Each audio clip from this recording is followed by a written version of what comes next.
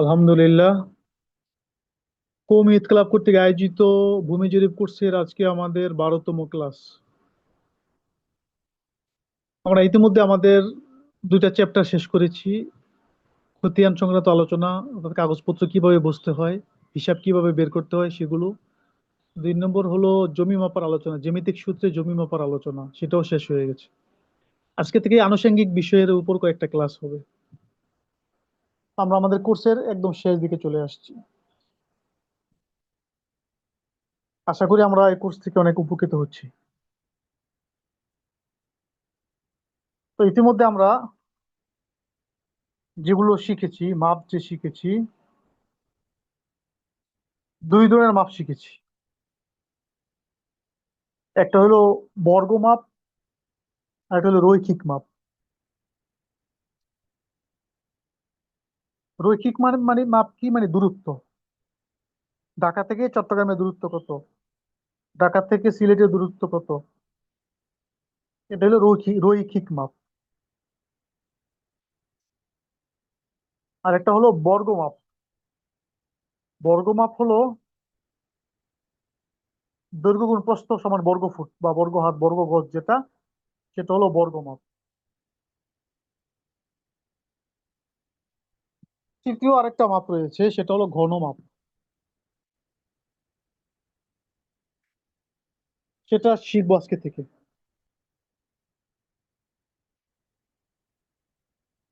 রৈখিক তো দৈর্ঘ্য, দূরত্ব,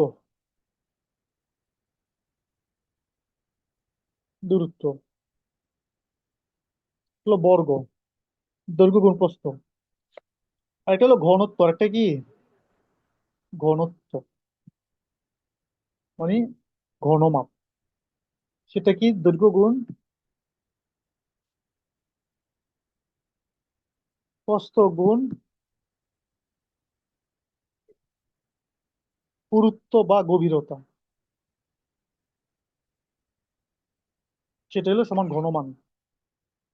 দৈর্ঘ্য গুণ প্রস্থ সাথে কি আছে, পুরুত্ব, মোটা হওয়া বা গভীর হওয়া, সেই মাপটাও নিতে হয়, তিন দিকের মাপ নিতে হয়। তাহলে সেটাকে বলে কি, ঘনমান। তো ঘনমাপগুলো আমাদের ব্যবহৃত হয় মাটি, কাঠ, ইট, বালি, মাটি ইত্যাদির ক্ষেত্রে ঘনমাপগুলো ব্যবহৃত হয়। গ্যাস।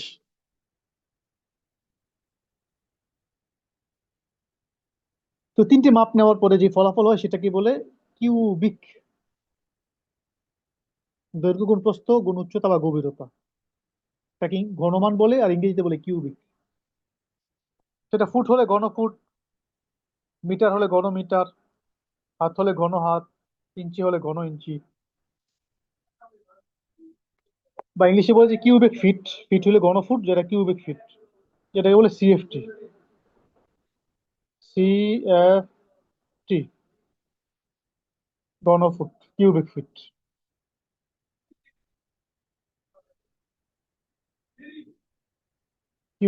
কিউবিক ফিট বা ঘন ফিট, সিএফটি বলে সংক্ষেপে।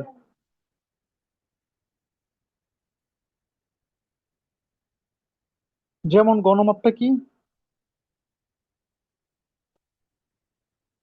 যেমন দৈর্ঘ্য 1 হাত, প্রস্থ 1 হাত, গভীরতা 1 হাত, সমান সমান 1 গুণ 1 গুণ 1, 1 ঘন হাত।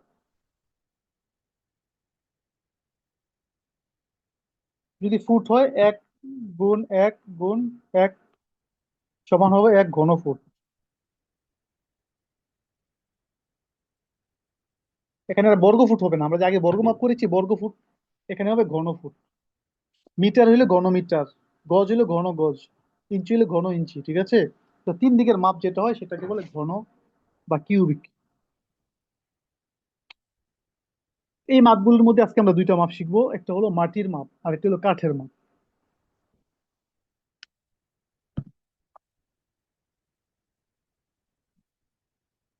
মাটির ক্ষেত্রে আঞ্চলিক বিভিন্ন মাপ রয়েছে, আবার সরকারি ভাবেও প্রচলন রয়েছে কিছু মাপ। সরকারি ভাবে দুই দুই ধরনের মাপ রয়েছে, একটা হলো হাজার, একটা হলো কুয়া। কুয়া আবার দুই প্রকার, ছোট কুয়া বড় কুয়া। দৈর্ঘ্য 4 হাত, প্রস্থ 4 হাত,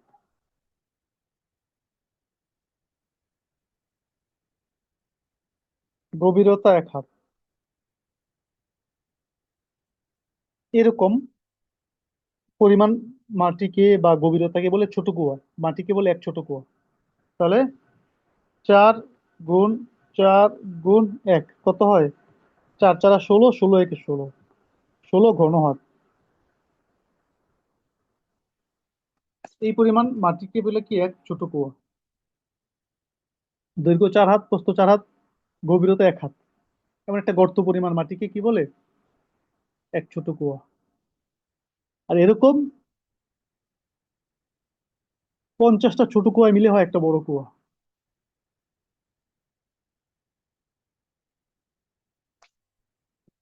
মানে 16 গুণ 50 সমান সমান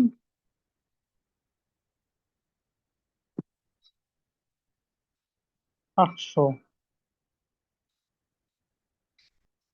16 50 কত? 800। 800 ঘন হাতে এক বড় কুয়া।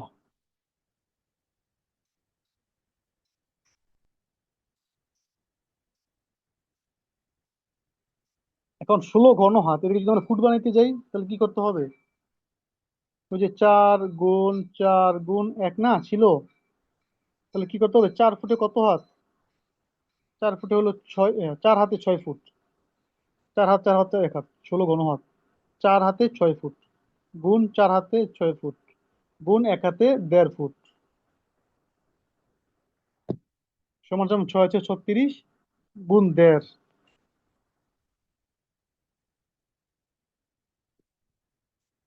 54। 54 ঘন ফুট। 54 ঘন ফুট, যেটা 16 ঘন হাত ছিল এটাই কি ফুটে নিয়ে নেওয়ার কারণে হয়েছে 54 ঘন ফুট। 54 ঘন ফুটে এক ছোট কুয়া। এরকম 50টা ঘনফুটে 50টা ছোট কুয়া বড় কুয়া গুণ 50, 2700 ঘনফুটে এক বড় কুয়া। একটা পুকুর বা একটা গর্ত, এটাকে যদি ভরাট করতে হয় কত ফুট মাটি লাগবে, কত ঘনফুট মাটি লাগবে বা বালি লাগবে, ঠিক না? দৈর্ঘ্য মনে করেন 80 ফুট, প্রস্থ 45,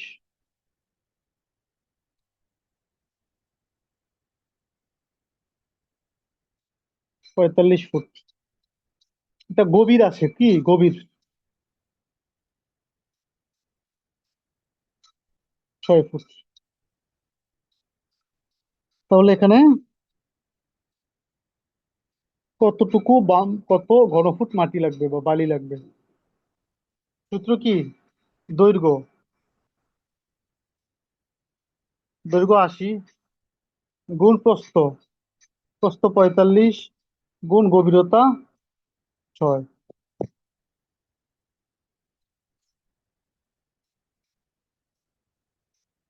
80 গুণ 45 গুণ 6, 21,600 ঘনফুট মাটি লাগবে বা 21,600 ফুট মাটি লাগবে।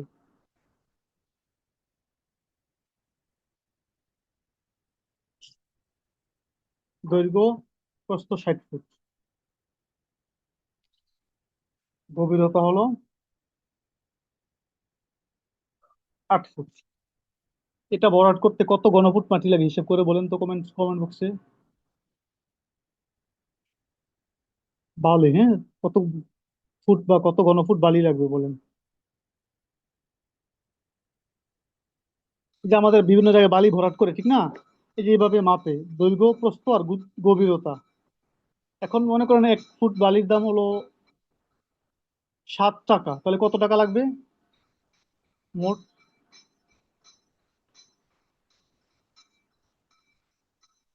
48,000 ফুট বালি ফালাইতে কত টাকা লাগবে?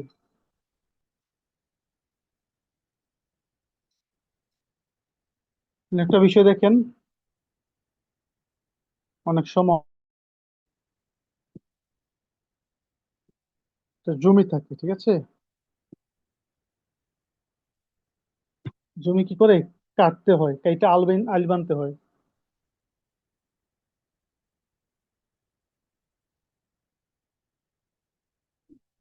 এর মাঝের থেকে মাটি কেটে কি করে আইল বান্ধে চতুর্দিকে।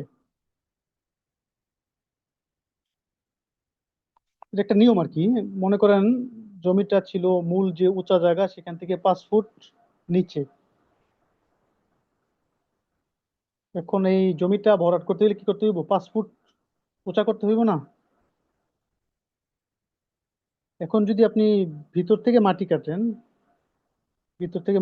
তাহলে যেখান থেকে কাটা হয় সেটা তো 5 ফুটের জায়গায় কি আরো বেশি গভীর হয়ে যাবে না? আরো 5 ফুট এগিয়ে গেল মনে করেন, যে চতুর্পাশে ভরাট করতে।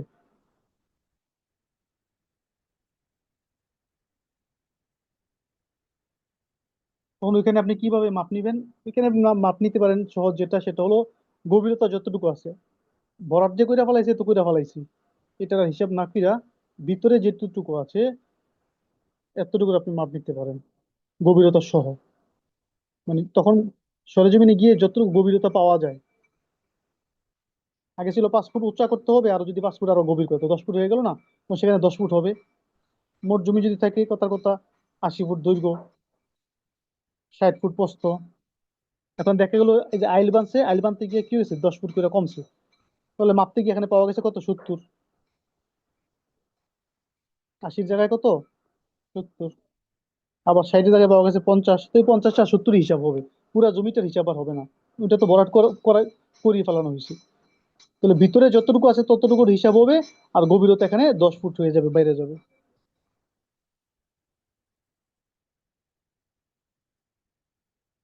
যদি মনে করেন স্তূপাকৃতি, স্তূপ গোলাকার থাকে না, বালি থাকে না, এখানে কত ফুট বালি আছে মাপতে হবে। কিভাবে মাপবেন?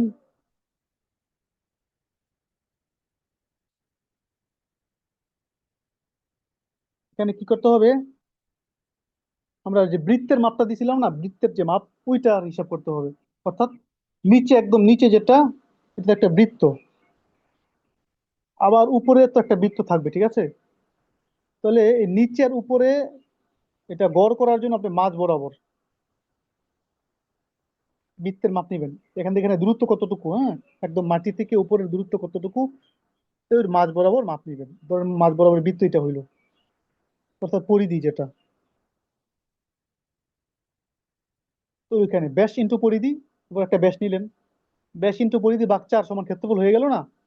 ব্যাস ইন্টু পরিধি ভাগ 4 সমান ক্ষেত্রফল। ক্ষেত্রফলের সাথে উচ্চতা যোগ করবেন, গুণ করবেন। ওই যে দৈর্ঘ্য গুণ প্রস্থ গুণ উচ্চতা বা গভীরতা বা পুরুত্ব। তো এখানে কি করবেন?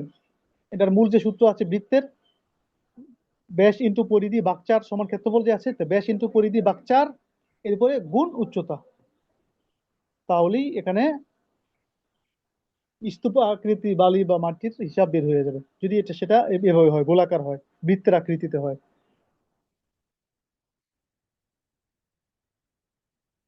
এভাবে আমরা হিসাবগুলো করতে পারি। এবার আসেন কাঠের হিসাব। কাঠেরটাও গণমাপ মাটির মতোই, দৈর্ঘ্য গুণ প্রস্থ গুণ পুরুত্ব। ফুটের দ্বারা যদি পরিমাপ করা হয়, তাকে তাকে কিউবিক ফিট বলে, সংক্ষেপে সিএফটি বলে। আবার কোথাও কেবি বলে, কাঠের ক্ষেত্রে সাধারণত কেবি বলে, এত কেবি কাঠ আছে। আর এই কাঠটা সাধারণত দুই ধরনের হয়ে থাকে, একটা সাইজ করা কাঠ, আর একটা হলো কি গোলাকার কাঠ। সাইজ করা কাঠের হিসাব যদি হয়, একটু সাইজ করা কাঠ মনে করেন দৈর্ঘ্য কত, 20 ফুট,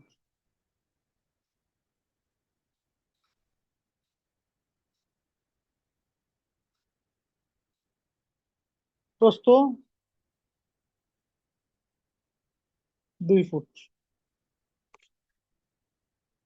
পুরুত্ব অর্থাৎ যে মোটা যেটা পুরুত্ব, এটা হলো 1 ফুট। এখানে কত সিএফটি কাঠ আছে, তাহলে হিসাব কিভাবে হবে? দৈর্ঘ্য গুণ প্রস্থ গুণ পুরুত্ব।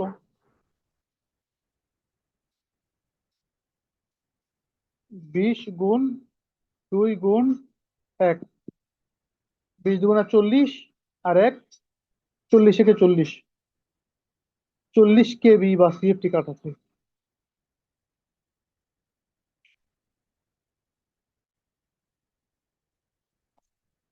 দৈর্ঘ্য 10 ফুট, প্রস্থ 3 ফুট, পুরুত্ব 1 ফুট। এখানে কত কেবি কার্ড আছে হিসেব করে বলেন দ্রুত।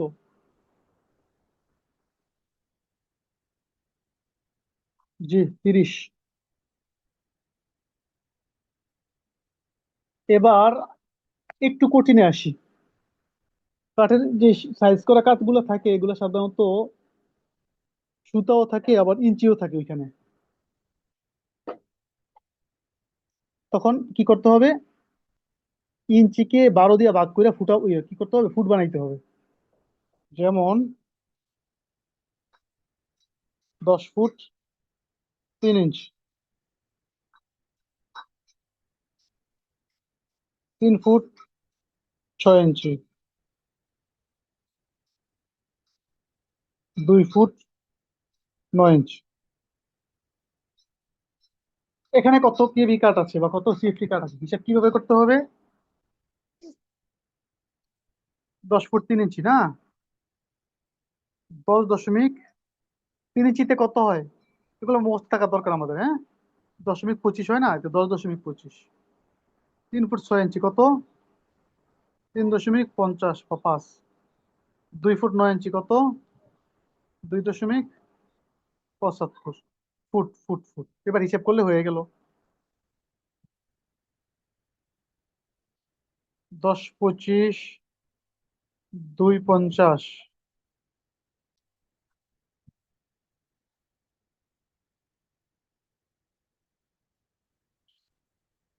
10 25, 350, 275।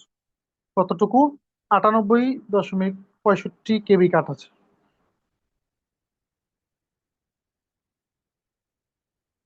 আবার অনেক সময় দেখবেন কোথাও কি আছে, সুতা আছে, তখন সুতাকে ইঞ্চি বানাইতে হবে, এরপর ইঞ্চিকে ফুট বানাইতে হবে। সাইজ করার মধ্যে সুতোই থাকে সাইজ করা কাঠগুলোর মধ্যে।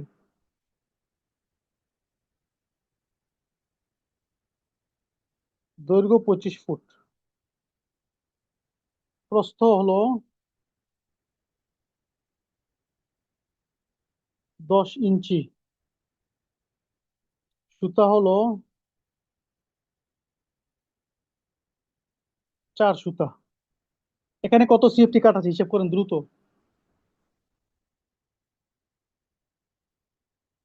যেহেতু এখানে সর্বোচ্চটা ফুট আছে, ফুটে নিতে হবে, ঠিক আছে সবগুলোকে। আগে কি করতে হবে? 4 সুতা যেটা আছে এটাকে কি করতে হবে? ইঞ্চি বানাইতে হবে, এরপরে ইঞ্চিকে ফুট বানাইতে হবে। কিভাবে?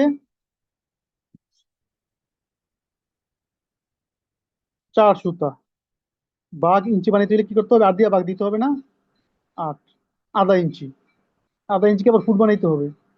ভাগ 12, 12 দিয়ে ভাগ দিলে ফুট হবে।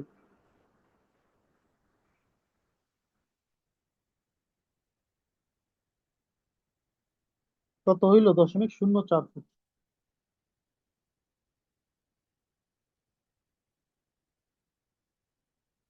আধা ইঞ্চি, 1 ইঞ্চিও না, হ্যাঁ। 0.04 ফুট। এটা হইলো কিসের? 4 সুতার। একটা পাইলাম। এটার সাথে গুণ হবে কি? গুণ হবে 10 ইঞ্চি, যেটা 10 ইঞ্চি। তো 10 ইঞ্চি মানে কি? গুণ 10 ইঞ্চিতে কত ফুট হয়? 9 ইঞ্চিতে 0.75, তো 10 ইঞ্চিতে 0.83 ফুট হয়। দিলাম গুণ। গুণ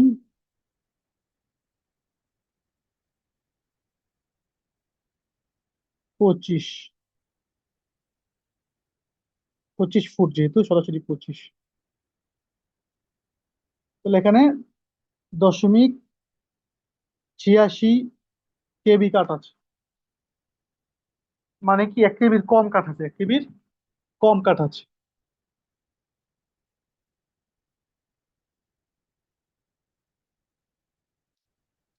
এবার আপনাদেরকে আমি একটা দিয়ে আপনারা করে ফেলেন।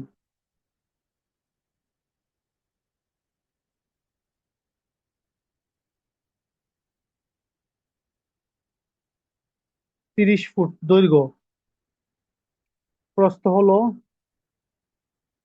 9 ইঞ্চি, আর পুরুত্ব হলো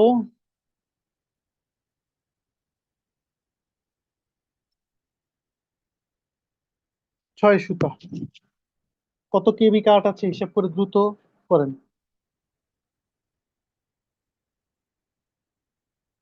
সুতাকে ইঞ্চি বানাইবেন, ইঞ্চি বানায় পরে পরে আবার এটাকে ফুট বানাইতে হবে।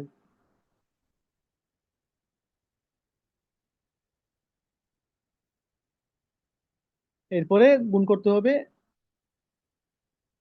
ইঞ্চিকে ফুট বানায় ফুটের সাথে, এরপরে ফুটের সাথে। বুঝতেছেন না আমি কি বলতেছি?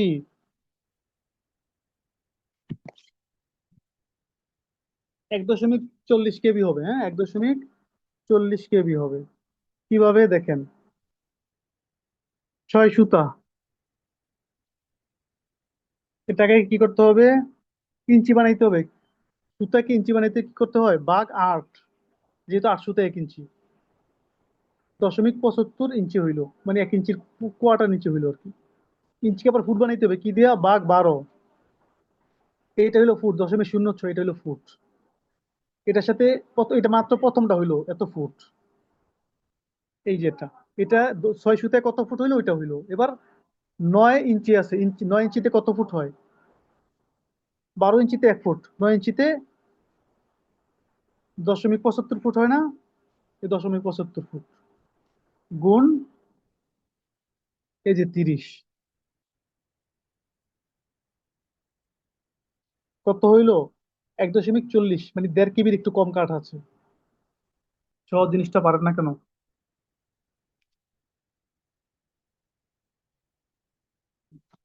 আরেকটা দেই।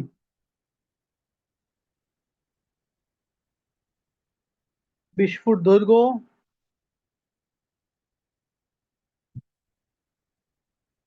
10 ইঞ্চি প্রস্থ, 5 সুতা পুরুত্ব। কত কেবি কাঠ আছে দ্রুত করেন।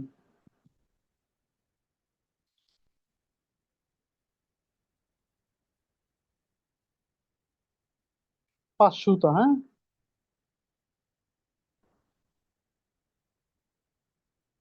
0.86 যেটা, এটা সঠিক হবে। সহজ জিনিসটা কেন বোঝেন না? আপনাকে কি করতে হবে? 5 সুতাকে ইঞ্চি বানাইতে হবে, ইঞ্চিকে আবার ফুট বানাইতে হবে। এখানে দুইটা কাজ। 5 সুতা ইঞ্চি বানাইতে হইলে ভাগ 8, যেহেতু 8 সুতা 1 ইঞ্চি, এই ইঞ্চি হইলো, ইঞ্চিকে আবার ফুট বানাইতে হবে ভাগ 12, এই ফুট হইলো। এটা মাত্র হইলো কি একটা কাজ। এটাকে গুণ করতে হবে কোনটা দিয়ে? এই 10 ইঞ্চিকে। 10 ইঞ্চিতে কত ফুট হয়? 10 ইঞ্চিতে হয় 0.83 ফুট, 0.83। এরপর এটাকে গুণ করতে হবে এই যে 20 দিয়ে। কত হইলো? 0.8645। এটা হলো অ্যাকুরেট কেবি, অর্থাৎ 1 কেবির কম আছে। এবার আসেন গোল গাছ, একটা তো হইলো কি সাইজ করা কাঠ, আর হলো গোল গাছ। সেখানে দুইটা মাপ নিতে হবে, হ্যাঁ। একটা হলো উচ্চতা, আর একটা হলো পরিধি বা বের। এই যে আমরা যে পরিধি শিখলাম বৃত্তের মধ্যে, তো গাছটা গোল না, বৃত্তের মতো না, এই জন্য এখানে পরিধি নিতে হবে, পরিধি বা বেরের ক্ষেত্রে। তাহলে এখানে সূত্র কি? মাঝের বের স্কোয়ার গুণ উচ্চতা ভাগ 16, এটা সূত্র। মাঝের বের স্কোয়ার, হ্যাঁ, গুণ উচ্চতা ভাগ 16, তাহলে সব সমান সমান ঘনমান যেটা বের হয়ে যাবে। সবাই মুখস্থ করেন সূত্রটা, মাঝের বের স্কোয়ার গুণ উচ্চতা ভাগ 16। 16 এর সূত্রের 16। গাছগুলো তো সাধারণত এরকমই থাকে, নিচে চিকন থাকে। এর জন্য মাপ নিতে হবে থেকে? মাঝ বরাবর থেকে, মাঝের বের যেটা, মাঝের বের। মাঝের বের স্কোয়ার মানে মাঝের বেরকে ওই মাঝের বের যে পরিমাণ এটা দিয়ে গুণ করতে হবে, এবং গুণ হলো উচ্চতা, এই উচ্চতা যেটা দূরত্ব যেটা এটা দিয়ে গুণ করতে হবে, এরপরে ভাগ 16। তো মনে করেন একটা গাছের মাঝের বের হলো 10 ফুট, উচ্চতা 20 ফুট, এতে কত সিএফটি কাঠ আছে?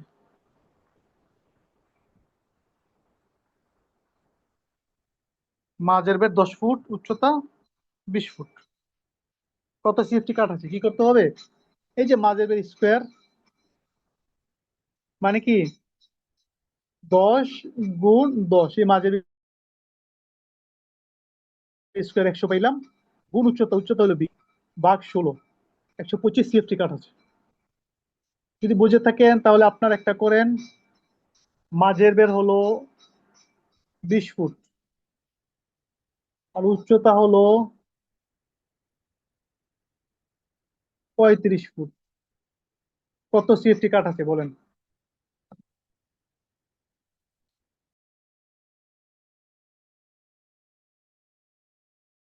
উত্তর হবে কেন?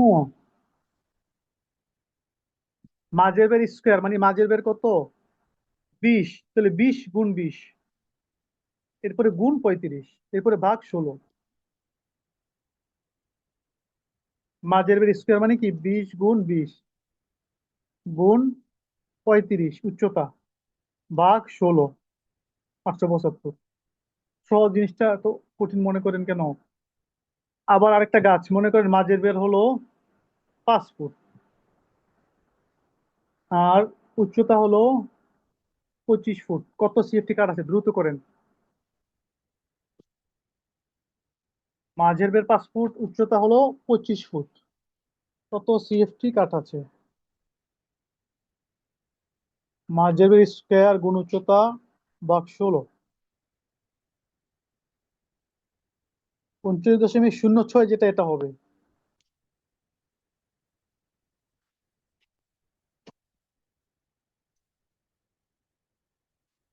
তাহলে আজকে আমরা শিখলাম হলো ঘনমাপ এর পরিচয়, এর মধ্যে একটা অন্যতম মাটির হিসাব, আর একটা হলো কাঠের হিসাব। আজকে আমাদের মূল ক্লাস এই পর্যন্তই।